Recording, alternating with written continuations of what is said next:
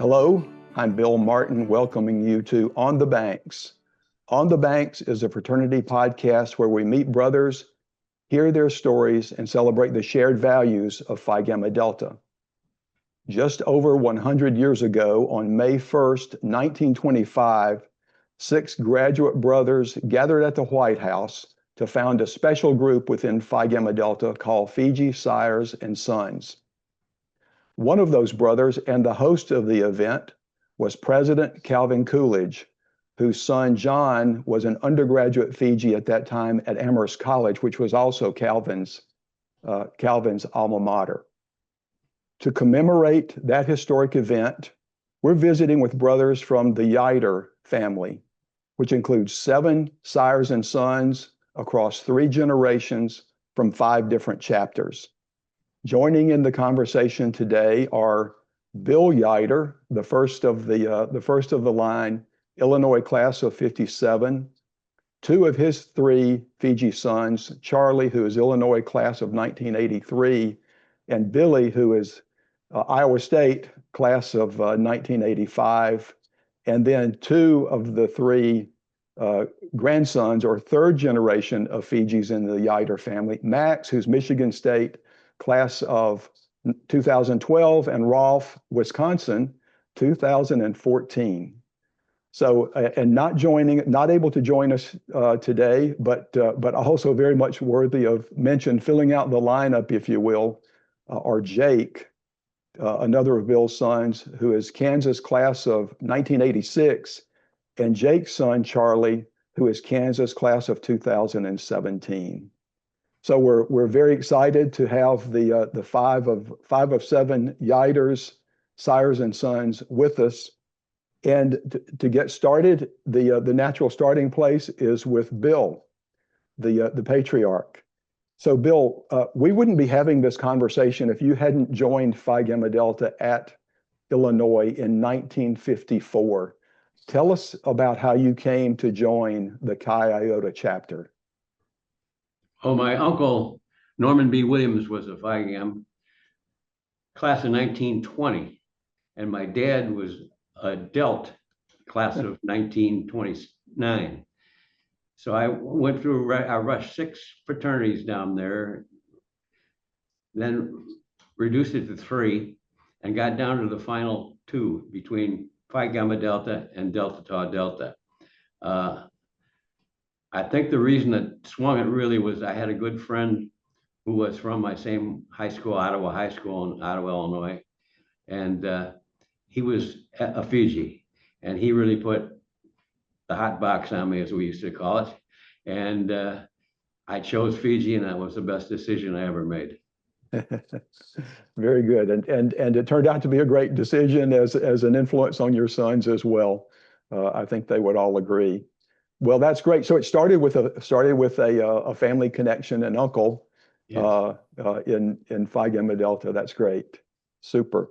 So once you had 3 sons, was there a point at which you started to think about the possibility that they might join you in Phi Gamma Delta? I always felt that way. I'm such a dyed-in-the-wool Fiji that I hope that they all would. I can still remember Charlie, my first one. He got down to Indiana and Illinois, whether he was going to go, and then so finally he got to Illinois, and then I didn't know he went through Rush again, and he wouldn't tell me anything, and then he surprised me at the last minute. That was the greatest. That's how it started. And my son Bill, same thing. I never put much pressure on him, but I told him it would be a great thing, and yeah, that's how it worked. Jake was going to be a Fiji all the way, I believe, right from the start. After his 2 older brothers had. Yes, understood. That's great. So now I've got a question for the next generation, for Charlie and Billy. As you were deciding, and Charlie sort of alluded to, or Bill alluded to this also, as you were deciding where to go to college, to what extent was the presence of a Fiji chapter at that campus a consideration? Let's start with Charlie. Oh, I thought it was a definite necessity, having grown up around my dad and his good Fiji friends, and just seeing the great times and the relationships they had. For being in a fraternity was just seemed to me to be part of the college experience and part of the life experience. And so fortunately, the Indiana as well and Illinois, big fraternity systems. And so there were Fiji chapters there. And I I didn't really know much about the other fraternities, so that was a big draw. And then going through Rush and making the decision after that was another story. Sure, sure. So your dad didn't really tell you anything about any other fraternities. And as you said, a really neat thing that you pointed out was your dad continuing all his relationships from the Chi Iota chapter with his chapter brothers. You had exposure to that as well, which can be a great influence too. So Billy, what about your experience deciding where to go to school, and was the presence of a Fiji chapter a factor for you? I wouldn't say it was a factor deciding where I went, but when we visited to Iowa State for Greek Week, we did have a lot of fun watching Greek Week, and also visited the fraternity. So I did get exposure to it, and I guess maybe it did affect me a little bit.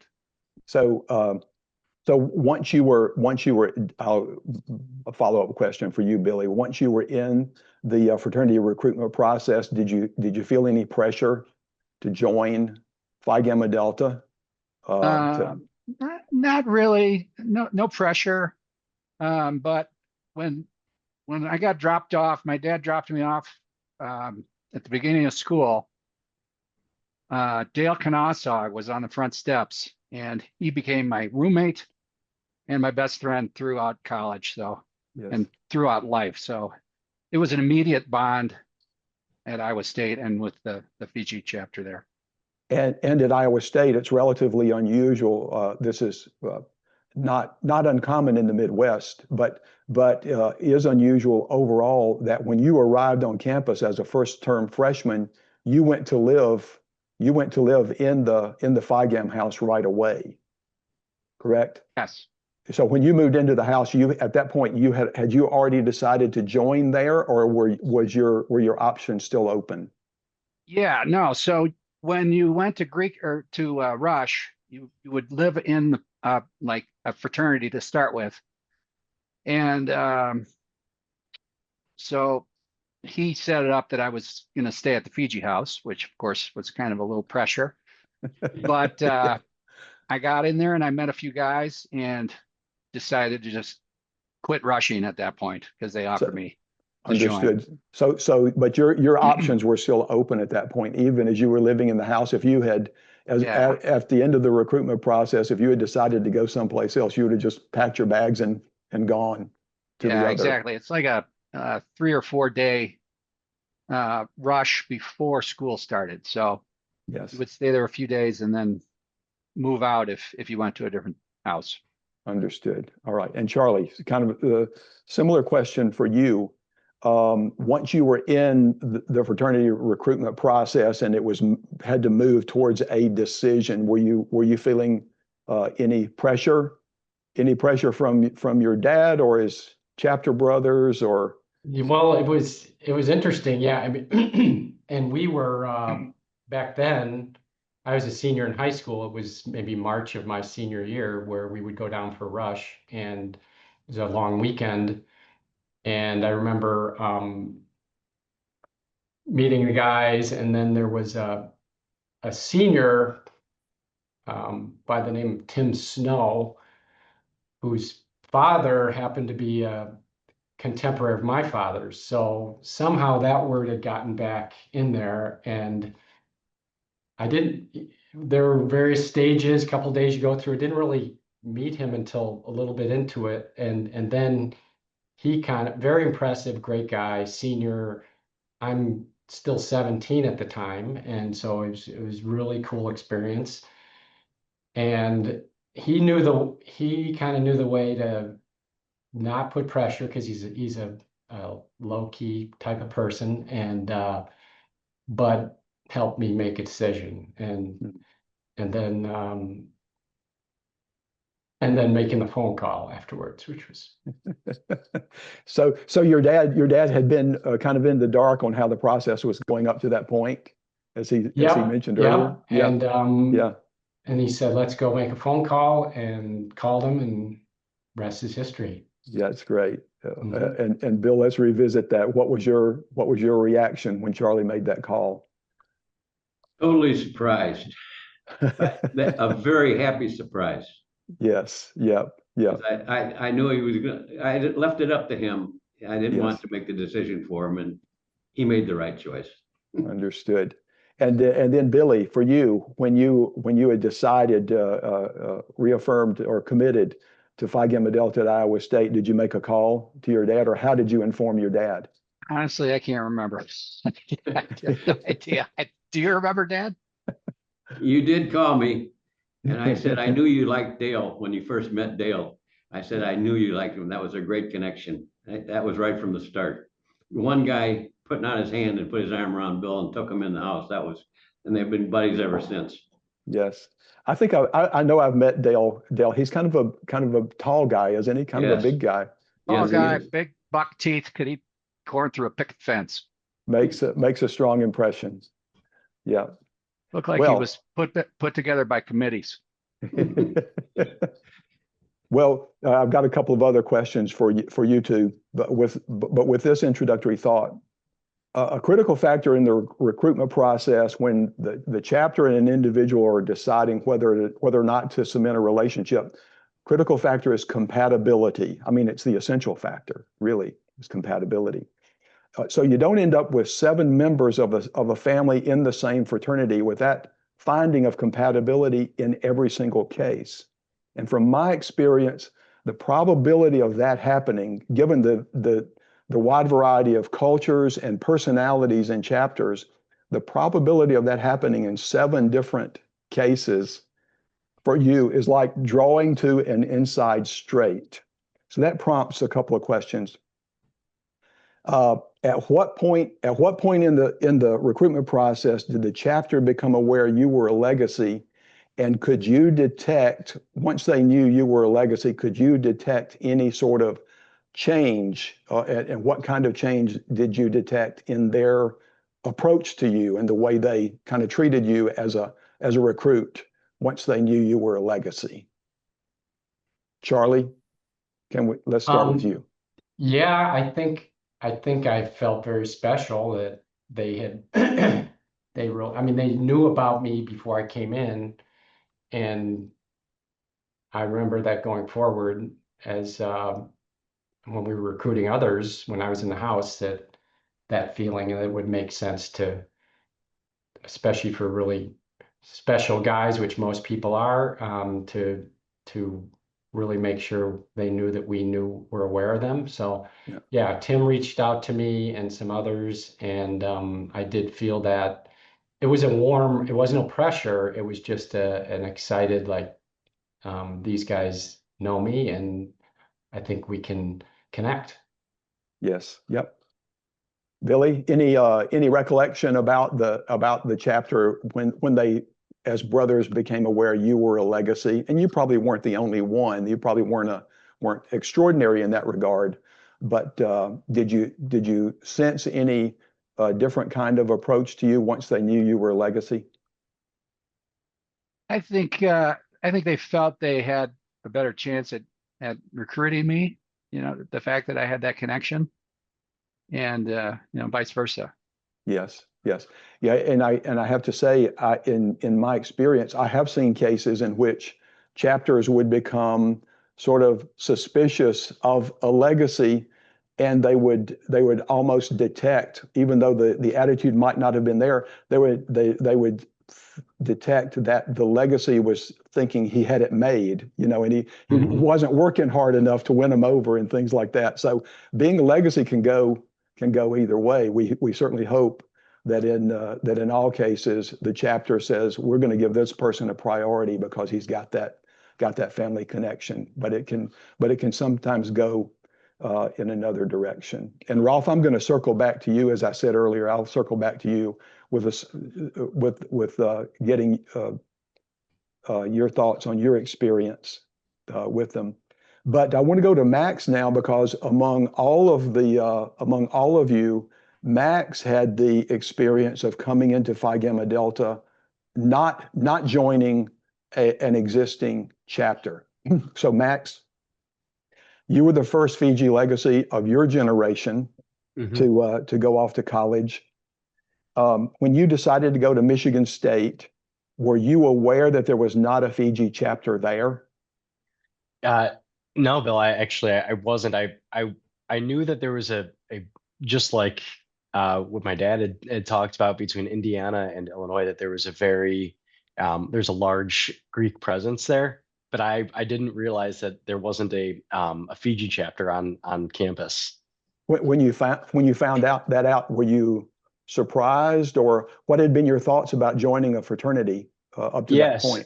So I remember the summer leading up to leaving for college, and my dad had mentioned that there are going to be a lot of opportunities to get involved, and that he really admonished me to take advantage of those. And between the two opportunities that he pushed me to look into, one was Greek life and organizations there, and then as well as some of the international travel programs there.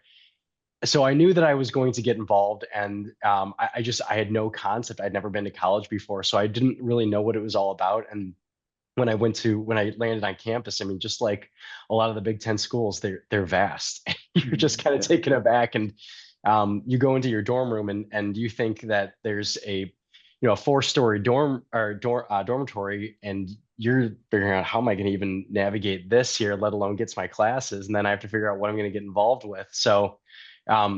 So Greek life was certainly on my mind, but it wasn't front and center. Didn't drive my decision to go to Michigan State. But when I found out that Fiji wasn't present there, it was tough, because I do remember that my childhood going to U of I football games, and with my dad and my grandfather, and we'd go to the Fiji house every once in a while. And so I was familiar with what Fiji was at a very base concept.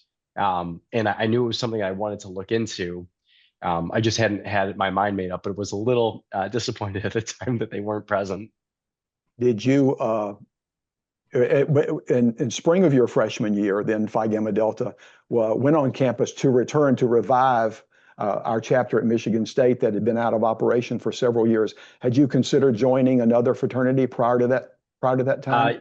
Yeah, actually, the fall prior, I did rush, and I had briefly pledged to another fraternity, and it wasn't a great fit. So it was interesting that when spring rolled around, and I believe it was Justin Burns who reached out. I had got an email to have an interview, and I thought, what this is, I saw the Phi Gamma Delta, in his tagline, and I knew that he was from Fiji, and had the basis of that they're coming back. I didn't know what that meant, what that would involve, but I thought it was interesting in an interview process compared to your traditional rush process.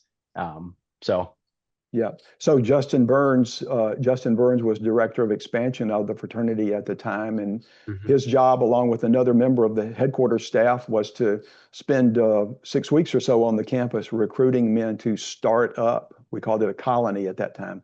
Recruit a colony and get started back up. So you're saying that they reached out to you, they found out you were there, and Justin reached out to you and invited you into that process. Yeah, and if memory serves me right, I believe my grandfather reached out saying, "Hey, Fiji's coming back to Michigan State. You should look into it." So, because at that point, I know my dad and my grandfather had known that I had rushed and briefly pledged with another fraternity, and that didn't work out. So it was, the opportunity was certainly there. Yes. Yeah. Well, and so what was it like? What did you do in terms of communicating with your dad and or your granddad once you had been joined, pledged to the colony.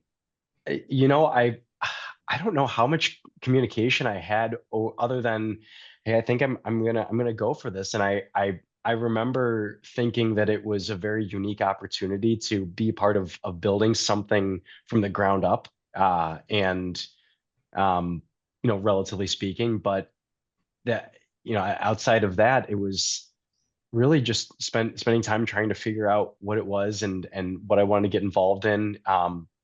My dad had been president. I knew that I wanted to be in leadership, and I do remember distinctly thinking about the contrast of experiences with pledging this other fraternity in the fall and being able to be part of this growth of the Phi Gamma Delta, the Epsilon Lambda colony, and thinking what better way to start to sharpen up my leadership skills than to immerse myself in this opportunity. And as a freshman in college, that was I think that was a pivotal internal dialogue that I had to drive my decision there. Sure, neat. Okay, Rolf, I'm gonna circle back to you to some questions that I asked earlier. So at the point that you headed off to Wisconsin, or initially just deciding where you were going to go to college, you had your grandfather and three uncles and your brother, all members of Phi Gamma Delta. Was having a chapter of Phi Gamma Delta on the campus a consideration for you when you were deciding where to go to college? Not at the time of deciding where to go to college. I knew I wanted to be in Greek life, so I wanted to go to a school that had prominent Greek life. But at that point, I hadn't really zeroed in on Fiji or Phi Gamma Delta. And I don't know, like I knew that everyone was part of this fraternity, but at that point, I didn't really connect the dots of like seeking it out. I just wanted to go to a big school and with a Greek life and then kind of take it from there. All right. So once you entered the fraternity recruitment process, what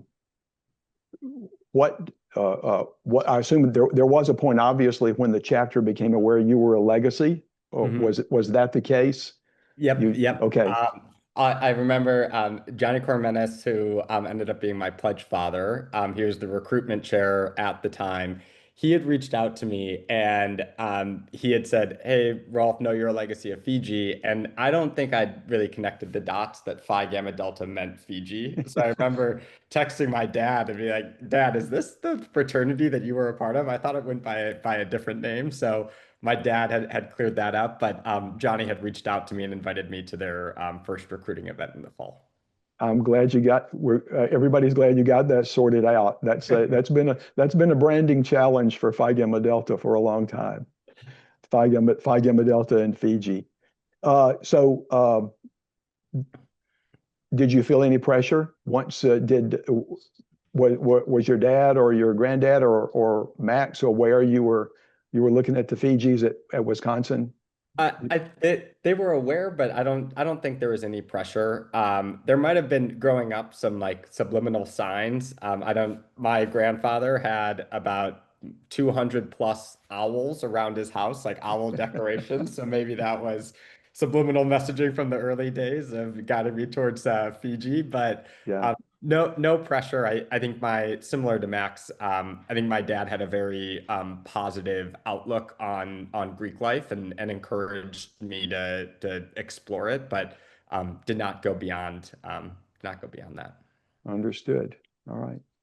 So one thing I'd like to do, just there is a question related to this, but first I just want to review Ieuter family leadership in the fraternity and involvement beyond just surface and being a member.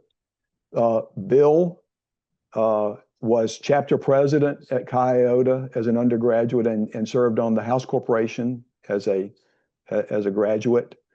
Charlie was chapter president at Chi Iota and served as House Corporation president for several years. Max was historian for 2 years at Michigan State. Rolf, you were treasurer and president at Wisconsin while you were there. So that's quite a quite a legacy additional inside the Phi Gamma Delta legacy of a deeper level of involvement. So, but I also want to go to another area that Bill reminded me of in an earlier conversation. An area I want to learn more about and want our listeners to learn more about is the David Kinley Foundation. Bill, tell us about the origin of the David Kinley Foundation, what it does, and the involvement you all have in it as a family. Well, the David Kinley Foundation was set up. David Kinley was the president of the University of Illinois, and he was a Fiji, I believe, like class of 1896 or something like that. That was when we remodeled the house.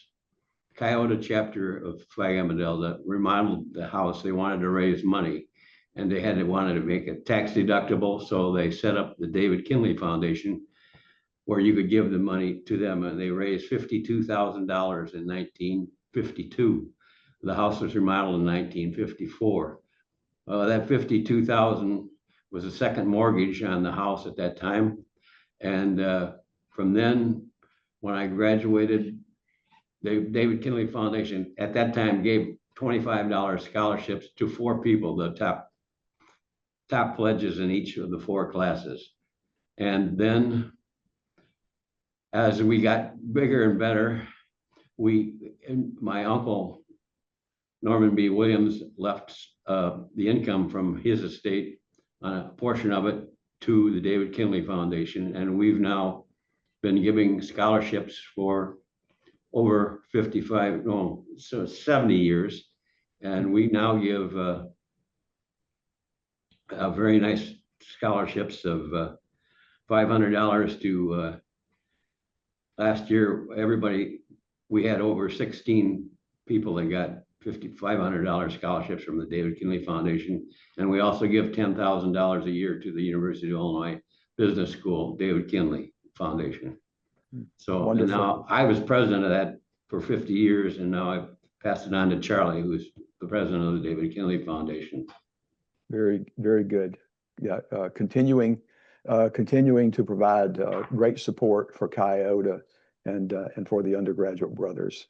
Thank you. And note, Bill, is that there's a board, and there's 9 of us, and they're all Coyote Fijis from various eras. So we meet periodically to see how we can give back, continue to give back. Super. So Bill, one more question for you, sort of the big picture question. What has it meant to you to share the Phi Gamma Delta experience with your sons and grandsons? It's really hard to put it in words. It's just, I've been thinking about this for a long time. As you probably know, I just turned 90, and they had a big party for me, and and people also ask, how can I work with my 3 sons? Don't you ever get in arguments or fights? And it's just been a nice family relationship, and we respect each other, and I don't know what else you could say, that we all get along. And the fact that we're all Fijis just was icing on the cake. I can tell you that, especially with grandchildren too. Yes. Well, and to get more specific about you all working together, as for Charlie and Max and Bill, as you are speaking to us today, you're speaking to us from the offices at Secure Futures Insurance Agency, where you all work along with Billy and with Jake. So 5 of the 7 of you Ieuter Fijis working in the same insurance agency.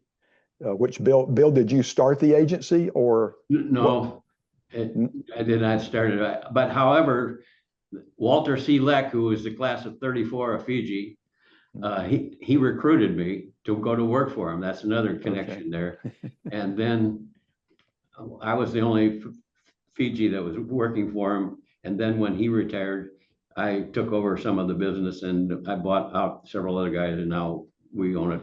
I own it alone. Great. Soon to be passed on. Soon to be passed on. It's wonderful. Wow. Family is obviously important for the Ieuters. One more question.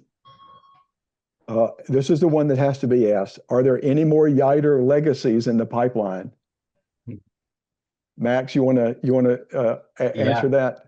Yeah. So I've got two sons. I've got a 4-year-old. His name is Derek, and then I've got a little soon to be 1 year old, middle of November here. His name is Calvin, and I think fortunately with the experience I had with my dad and grandfather, they'll see a lot of the benefits that come from the leadership and social experiences you get with Fiji, and I'll support them whichever way they go. But Yeah. I can absolutely testify the spectacle it is to be part of the Sires and Sons, and be able to share the values that Rolf and I were raised with, and then truly embodied in such a pivotal time in life in undergrad. Yes, great. And Rolf, I understand you're a new dad with a daughter. Yes, new dad with a daughter, so maybe we can have her be a theta. There you go. There you go.